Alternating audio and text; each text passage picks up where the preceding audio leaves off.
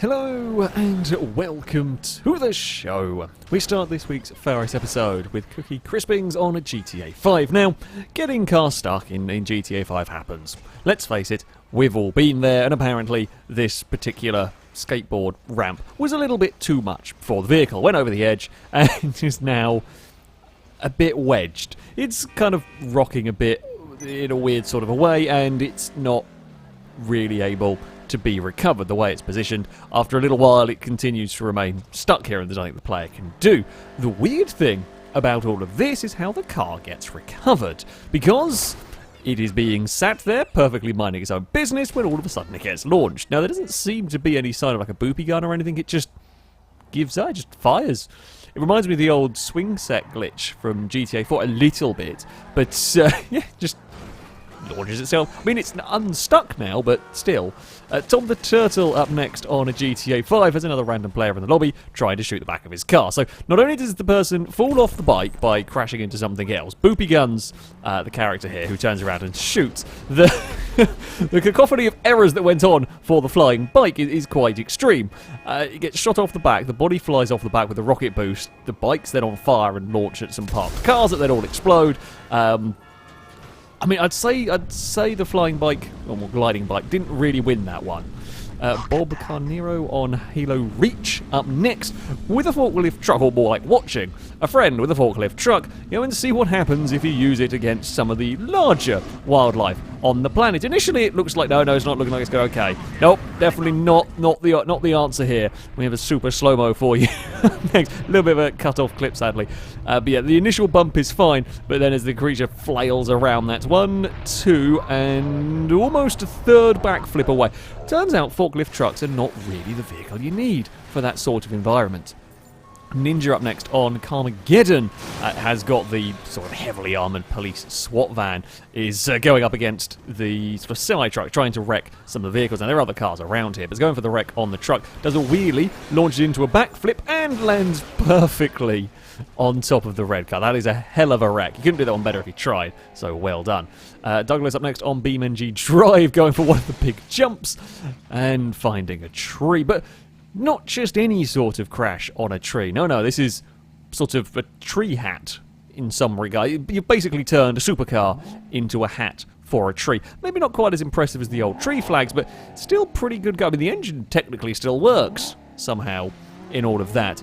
Up next we have a Digi on BeamNG Drive. Now this might be my favourite Beam clip of all time. So this is on one of the modded circuits. This is one sort of Motorstorm style track racing against an AI vehicle. Now the player is a little bit more cautious actually going down here than the AI car. As it goes flying up the inside, it picks a slightly different route to the player as we head along here. But just wait for sudden appearing fireball. I don't know what happened. It was fine, it looked all in control, and then suddenly it's on fire. Like, I could imagine this being something that would happen in Motorstorm. If you were racing, just a car wrecking out and being on fire flying across in front of you. It's just so well timed to not sort of exactly affect the player, but just to make everything a little bit more spectacular. And the final event up next on Wreckfest is racing around the little dangerous triangle thing. It doesn't really quite get the jump right here. It ends up going for a front flip. The thing is, as it comes down, it scoops underneath the Bulldog and just launches it into its own flip. That is one hell of a wreck. That might be one of the most impressive takeouts. I mean, admittedly the player car lost more time, but he's definitely one of the most impressive takeouts I think I've ever seen. Exploding Zebras up next on Wreckfest has the limo driving around Hellride. Now, Hellride is a highly destructive, wacky, crazy, very, very good, fun circuit. The thing is, it's not quite loaded in properly this time. For whatever reason, when you go to the top of the banked corner, it doesn't work. The corner's just failing to be there. Now, we've seen this, I think it was Deathloop I saw a clip with, where the Deathloop stopped working.